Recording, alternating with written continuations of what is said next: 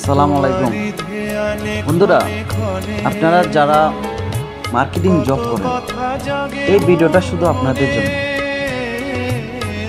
যদিও মার্কেটিং জবটা অনেক প্যারা, কিন্তু মজা আছে অনেক। আজ মার্কেটিং জব করার কারণে এক জেলা থেকে অন্য জেলায়, এক থানা থেকে অন্য থানায় ঘোরার সুযোগ হয়, স্বাধীনভাবে ফ্রিভাবে কাজ করার সুযোগ হয়, আমার দেশও দেখা হয়, কাজও করার সুযোগ হয়। এই মার্কেটিং জব করার কারণে আজ আমি দেশের এক প্রান্ত থেকে অন্য প্রান্তে ঘোরাফেরা করার সুযোগ পাচ্ছি, বাংলাদেশের অনেক কিছু দেখার সুযোগ পাচ্ছি। হয়তোবা যদি আমি কোনো একটা অফিসিয়ালি জব করতাম, তাহলে হয়তোবা এই সব কিছু দেখার সুযোগ আমার হতো না। এর জন্যই যারা মার্কেটিং জব করেন, রিল্যাক্সে কাজটা করবেন, কোনো ধরনের প্যারা মনে করবেন না। যে কোনো জবই করেন, যদি প্যারা মনে করেন তাহলে জীবনটাই শেষ। আর যদি আমার মতন ঘুরেন ফিরেন, কাজ করেন, দেশটাকে দেখেন, দেশের জনগণকে দেখেন, বিভিন্ন জায়গার সংস্কৃতি দেখেন, উপভোগ করেন, তাহলে মনে করেন জীবনটাই সফল।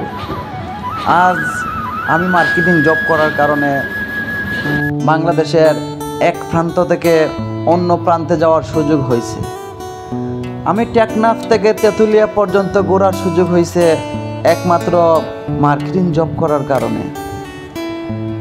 সো ভাই, আপনারা যারা মার্কেটিং জব করেন, জবটাকে চিল মনে করবেন, প্যারা মনে করবেন না।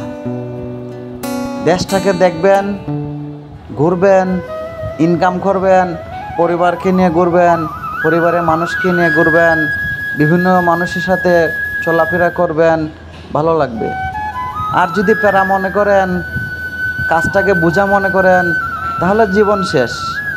না করতে পারবেন ক্যারিয়ার, না করতে পারবেন জীবন, কোনো কিছু হবে না।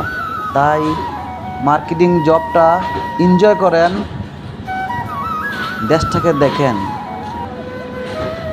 এই মার্কেটিং জব করার কারণে আমি বিভিন্ন জায়গায় ঘোরার সুযোগ পাইছি। যেমন একটা প্রবাদ আছে, রত দেখা হয়, কলা বেচা হয়। আমি রত দেখি, কলা বেচি, দেশটাকে দেখি, দেশের মানুষের সংস্কৃতির সাথে ঘোরাফেরা ওঠা বসা করি, এবং সাথে আমার ইনকামও করি, ইনকামের ব্যবস্থা করি। এজন্য আমার কাছে প্যারা মনে হয় না। সো আজ মার্কেটিং জব করার কারণে আমি বাংলাদেশটা দেখার সুযোগ পাইছি। খুদা হাফেজ।